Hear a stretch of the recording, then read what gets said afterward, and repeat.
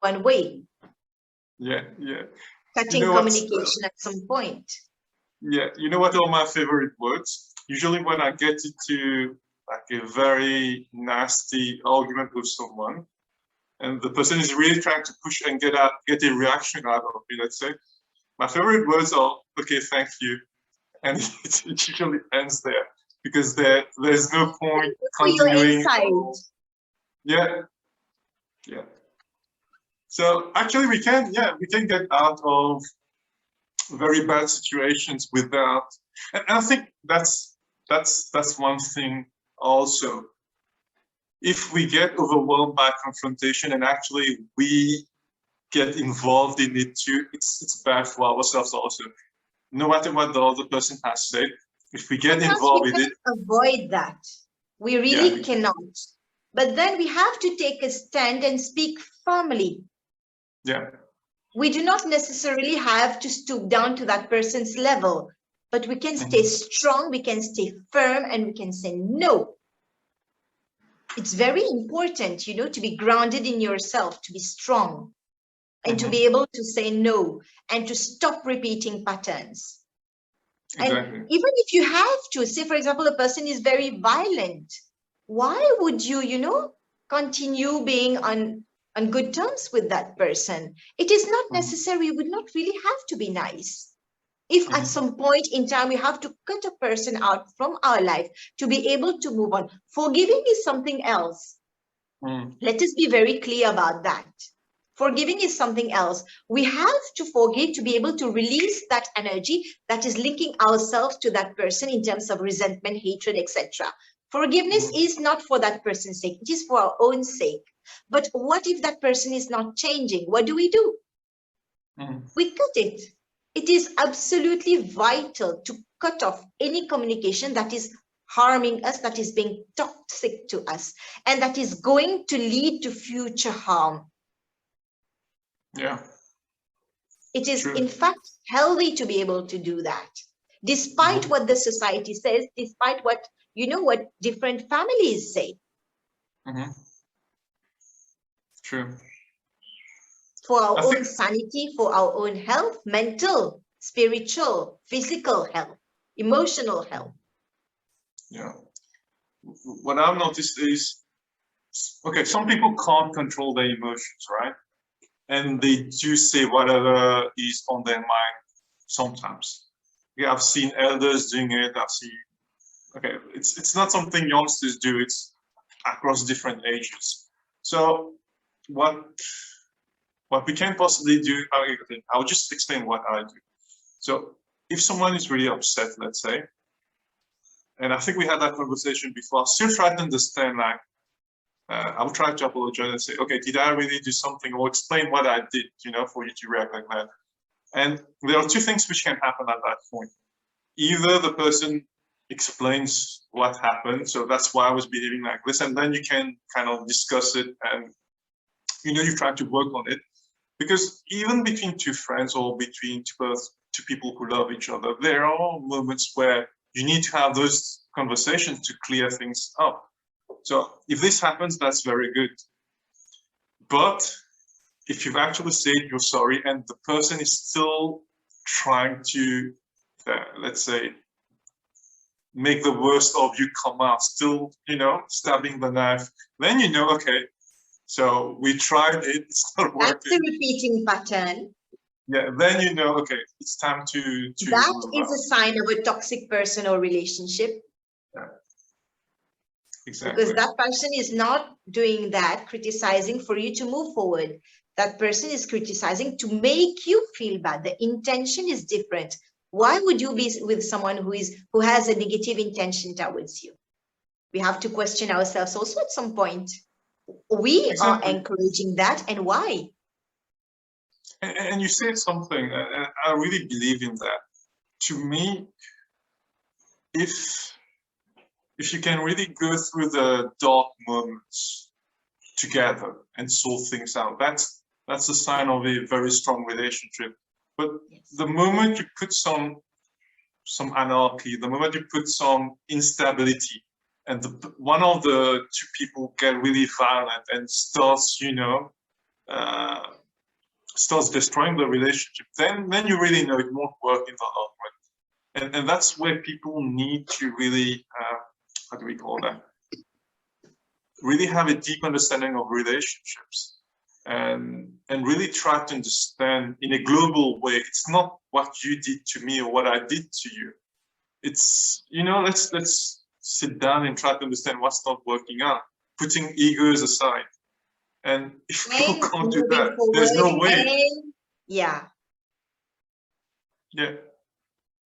What were you going to say? Also, it is important from that discussion to be able to first change in a permanent way, not for 1 week or 2 weeks and then reverting back to who we are.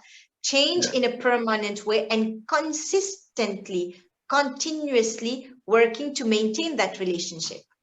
It comes both ways. Only one person cannot maintain a relationship of two. Yeah. True. Very true. That's what I was saying. You need to sit down and try to sort things out. But that's tough, isn't it? Especially when you have these uncomfortable thoughts. But not impossible. Not impossible. If both of them have at heart, you know, something good. If both of them, their intention is to maintain the relationship, to continue. But it's also a test about how deep you want that relationship to become, let's say. Because if you can't survive that, then you won't go to the next level. But if you actually survive it together, it does go to the next level. And we've seen it like people closer. It enhances the trust in the relationship, actually, provided they are able to move forward from there. Exactly. One question I have for you is, I believe that there are some lines you don't cross. No matter what the relationship is, there are things which should not be said. And once they are said, it's really over. There's no negotiation. I don't know how you feel about it, but to me, there are some things which people say and it's like finished. You can't go back. You can't sort it out. You can't negotiate. It has happened with me with, let's say, some friends in the past where they've done things which were, to me, ethically not the thing to do. So what happened is I drew like a line there. We still talk to each other, but it never became like it used to be. And there's nothing you can do. Definitely. Yeah. I really believe in that also. Once trust has been broken, once there has been betrayal, you know, definitely there are some lines that cannot be crossed. For example, for me, physical violence is something that just has no basis. Yeah. How much violence would you have inside of yourself to be able to lift your hand on somebody else, a loved one, person from a family, or your own spouse? There are just some things that are extremely unhealthy. And if a person is able to do that on someone who is supposedly someone very close, for example, a friend, then definitely, I would definitely take my distance from that person or completely cut that person out from my life. There's no question, you know, of getting back to how we were before. Because once the person has shown that they are not in alignment with our vibration, with our thoughts, with our ethics and values, what is the point? We can definitely help that person because, you know, if they are able to harm others, it means that they are hurt from within. We can definitely help. We can practice compassion, help that person get out from their, you know, difficult moments or difficult zones or whatever. But if that person persists in that same behavior, for me, it is a big no-no. Yeah. I'm very, you know, very clear on that. Yeah. And one thing I realized is that okay, people react differently to the bad things which happen to them. And there are some people who, no matter how much you try to help them, but they still have that bitterness inside, that resentment, which despite all your best effort, you can't take it out of the person. And the person has to do it himself or herself, like you say. Exactly. And We can never heal for another person. We can certainly show them a path to healing. We can certainly aid them in their healing, but we can never heal for them. And ultimately, it is an individual choice. If that person chooses to change and to heal, then tant mieux. Yeah. If not, then that person will definitely face different situations in their lives, which will propel them to go more and more within till they start learning their lesson and start healing. We are all ascending in our own way. Yeah. Yeah. Everyone has their own individual journey. But do all these things we're discussing, do all these things not come back to the ego finally? Because these people, they are hurting the other people, let's say. It's because they are disappointed with themselves. They are, everything is happening just to them. That's what they think. So even when that person is angry and trying to display violence on the other, like you're saying, it's because the person is thinking about himself or herself, let's say. Definitely. You can't control your anger. You're never thinking about the others around you. So I think that people who think that they are the center of the world, in a sense, that everything is all about them, they are the ones who suffer the most. And they don't just see the connection with their surroundings, let's say. And I think people who betray are usually people who think about themselves first, always. Yeah. Like, what can I get from this relationship? Like, if I am with I'm with this person because I feel good being with this person. It's always about me. And it's never about, okay, how do we make this work together? How do we do that together? And I think that's the whole problem. I mean, it all comes back to the main idea in spirituality, that the main problem is people thinking that they exist on their own, and they don't exist on their own. They exist in relationship with everything else. And everything comes back to that finally, when you think about it. Exactly. So, everyone has their own journey. How, for example, how I was like 5 years ago, or when we met, when we got to know each other, how we were, and how we have evolved on our journey, how we are now and how we will be in the next 5 years. It's not the same thing.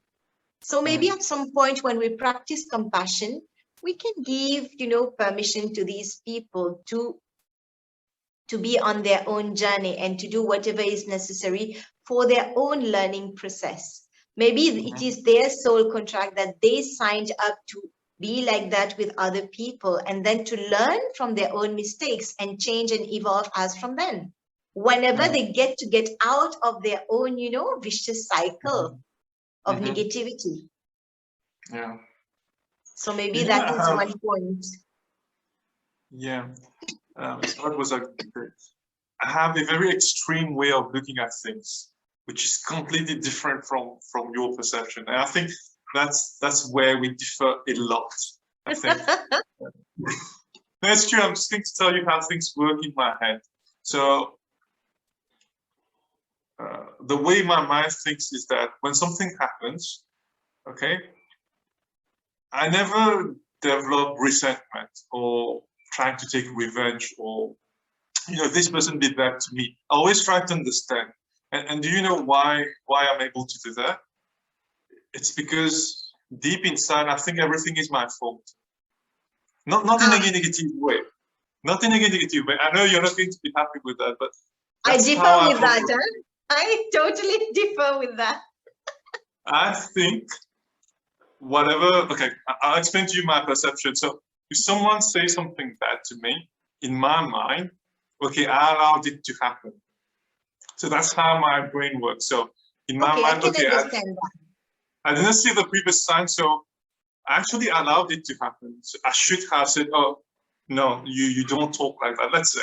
It's like But when that you're trying happens to me to... too, you know, I put myself in question. That actually does happen to me also sometimes. I say, okay, maybe I permitted that person to talk in that way to me 2 or 3 times before stopping that person, which permitted that person in return to act like that to me.